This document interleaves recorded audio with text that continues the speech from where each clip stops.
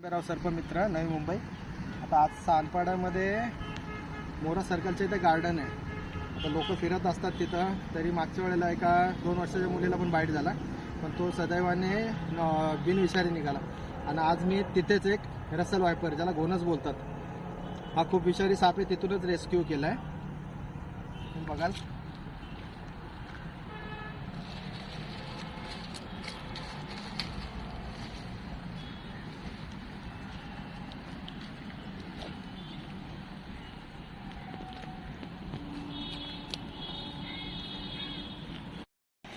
तर आता ह्या रसल वायपरला आपण रिलीज केलं। इथं सांगण्याचा उद्देश एवढाच की गार्डनमध्ये पण विषारी साप आहेत, तर लोकांनी थोडं सावधानीने जो फुटपाथ आहे गार्डनमधला त्याच्यावरच वॉक करावं। गार्डनमध्ये जे ग्रास आहे त्याच्यामध्ये तर आता सध्या आज तारीख 1/6/2025।